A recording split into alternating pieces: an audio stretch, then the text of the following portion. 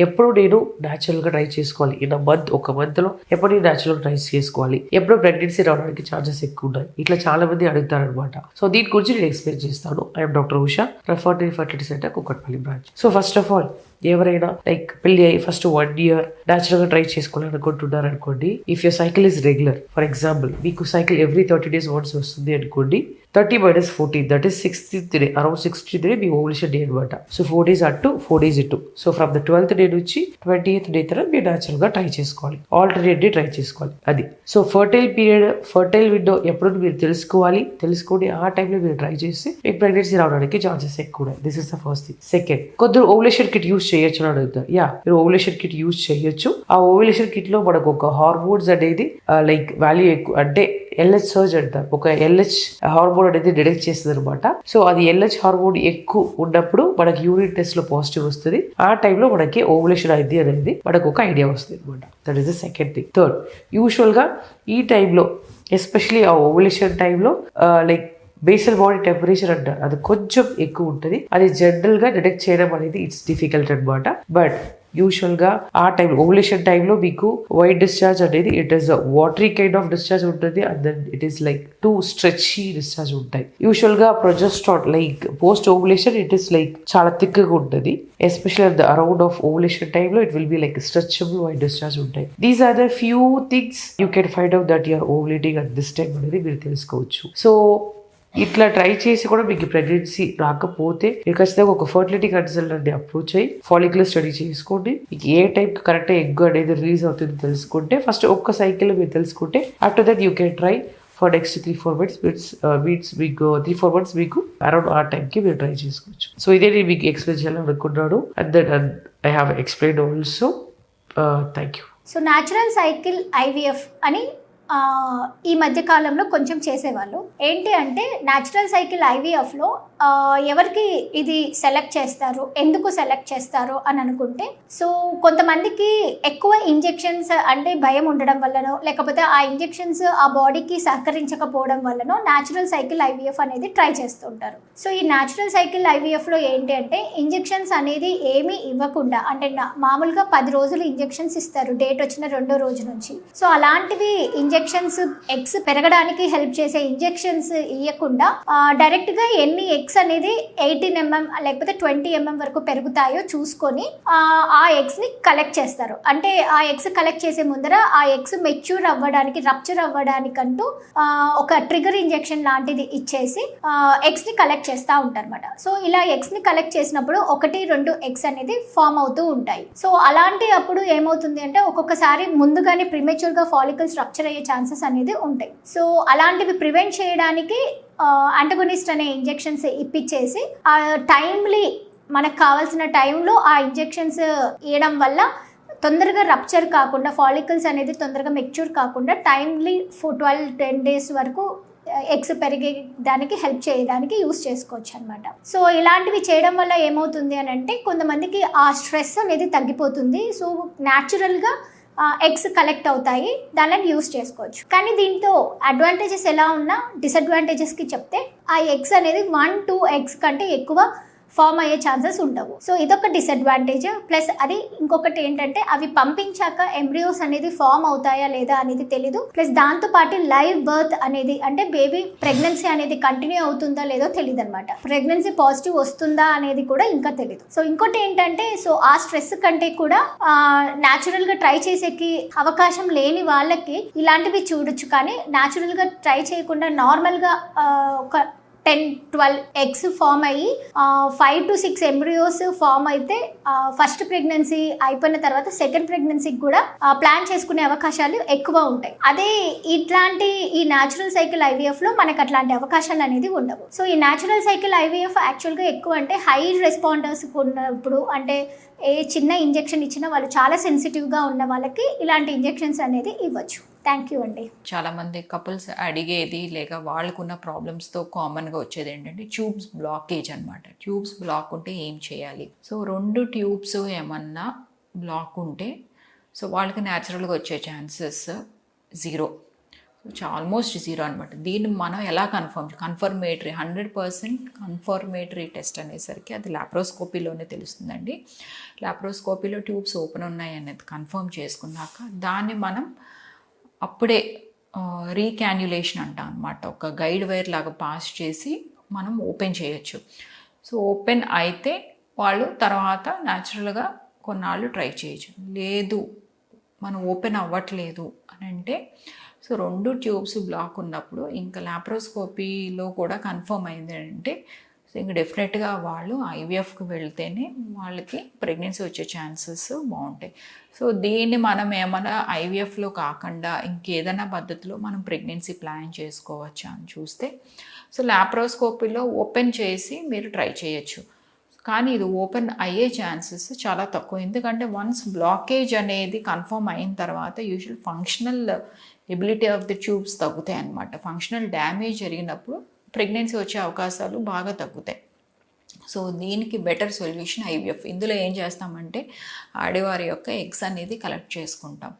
So collect చేసుకున్నాక egg స్పర్మ్ని మనము ల్యాబ్లో త్రూ ఇక్సీ మెథడ్ ద్వారా ఎంబ్రియో ఫార్మేషన్ చేసిన తర్వాత మళ్ళీ ఆ ఎంబ్రియోని డైరెక్ట్గా ఆడవారి యొక్క గర్భసంచిలో పెట్టడం వల్ల ప్రెగ్నెన్సీ అనేది డిలే అవ్వదు. సో సక్సెస్ రేట్స్ కూడా బాగుంటాయి. So IVF one of the indication ఏంటంటే ట్యూబ్ బ్లాకేజ్ అనమాట. సో ఇంకా ఏమన్నా మీకు దీని మీద డౌట్స్ ఉన్నా, ఇలాంటి ప్రాబ్లంతో ఎవరైనా కపుల్ బాధపడుతున్నా లేదా ఫేస్ చేస్తున్నా డెఫినెట్గా రాజమండ్రి బ్రాంచ్ వచ్చి నన్ను కన్సల్ట్ అవ్వచ్చు. Thank you so much. Pregnancy వచ్చాక కోకోనట్ వాటర్ తాగొచ్చా మేడం అని అడుగుతారు. సో అసలు కోకోనట్ వాటర్లో ఏముంటాయి, అది ఎంత మనకి న్యూట్రిషన్ బెనిఫిట్ ఇస్తుంది, దానివల్ల మనకి హెల్త్లో ఏమి ఇంప్రూవ్మెంట్స్ వస్తాయి అనేది మనం డిస్కస్ చేద్దాం. సో కోకోనట్ వాటర్ అంటే కొబ్బరి నీళ్ళు చాలా హెల్దీ న్యూట్రిషియస్ డ్రింక్ అనమాట. అంటే న్యాచురల్ ఎలక్ట్రోలైట్ అది. సో అందులో ఏముంటాయి, దాంట్లో ఫస్ట్ వాటర్ 95% వాటర్ ఉంటుంది అండ్ షుగర్స్ ఉంటాయి, న్యాచురల్లీ ఫార్మ్ షుగర్స్ ఉంటాయి. థర్డ్ థింగ్ ఎలక్ట్రోలైట్స్ ఉంటాయి, sodium, potassium, calcium, magnesium. So ఈ ఎలక్ట్రోలైట్స్ అనేవి మనకి దొరుకుతాయి. అది కాకుండా ట్రేస్ ఎలిమెంట్స్లో జింక్ అవి కూడా ఉంటాయి అన్నమాట. So overall it's a very nutritious drink. So ప్రెగ్నెన్సీలో ఈ డ్రింక్ తాగడం వల్ల మనకి చాలా అడ్వాంటేజెస్ ఉంటాయి. So first thing hydration cause చేస్తుంది, మన బాడీకి అవసరమైన వాటర్ని ఇస్తుంది. రెండోది మనకి బాడీ అవసరమైన ఎలక్ట్రోలైట్స్ని ఇస్తుంది, సోడియం, పొటాషియం అవన్నీ. అది కాకుండా డైజెషన్ని ఇంప్రూవ్ చేస్తుంది. Third thing.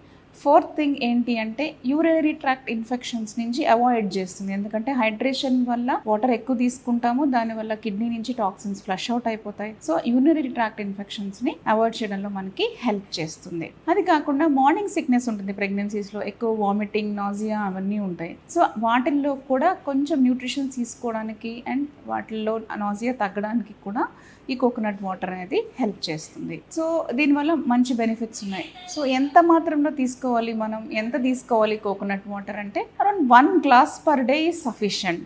Around 200 to 250 ml తీసుకుంటే సరిపోతుంది. సో నార్మల్గా ఇది అందరూ ప్రెగ్నెన్సీలో తీసుకోవచ్చు. దీనివల్ల కోల్డ్ చల్లగా అవుతుంది, లేకపోతే బేబీకి ఏదో జుట్టు రాదు, ఇలాంటి చాలా అపోహలు ఉంటాయి. సో అట్లాంటివి ఏమి, అవన్నీ జస్ట్ అపోహలు మాత్రమే. It is very beneficial. Important thing ఏంటి అంటే డయాబెటీస్ ఇన్ ప్రెగ్నెన్సీ, అంటే షుగర్ ప్రాబ్లం ఉన్న వాళ్ళు దీన్ని అవాయిడ్ చేయడం మంచిది. ఎందుకంటే దీంట్లో చాలా ఎక్కువ మాత్రంలోనే షుగర్ ఉంటుంది కాబట్టి డయాబెటీస్ ఇన్ ప్రెగ్నెన్సీ ఉన్న వాళ్ళు మాత్రం అవాయిడ్ చేయడం మంచిది. సో ఇది కోకోనట్ వాటర్ ఇన్ ప్రెగ్నెన్సీ అన్నమాట. Thank you. మొదటి నెలసరి ఏ వయసులో రావాలి అండ్ ఇది లేట్గా వస్తే దానివల్ల ఏమైనా ప్రమాదమా, లేటుగా వచ్చిన వాళ్ళకి ఫ్యూచర్లో సంతానలేమి సమస్యలు వస్తాయా?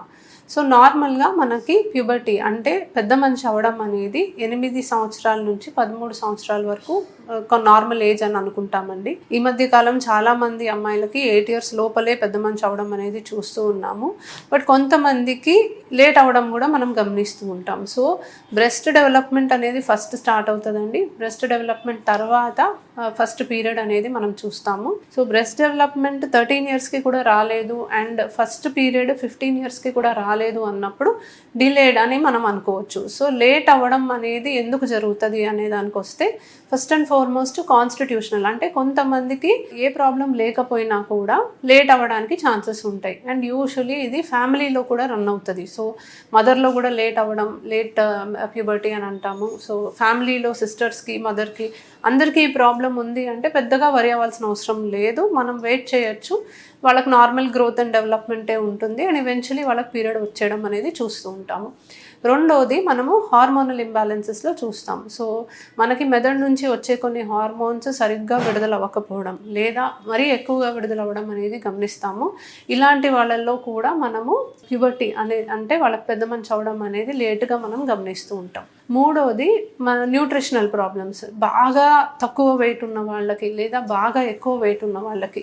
సో నార్మల్ వెయిట్ మెయింటైన్ చేయడం చాలా ఇంపార్టెంట్ అండి. ఎస్పెషలీ పిల్లల్లో బాగా తక్కువ వెయిట్ ఉండి బాగా ఎక్కువ వెయిట్ ఉండడం అనేది అంత కామన్గా చూడము.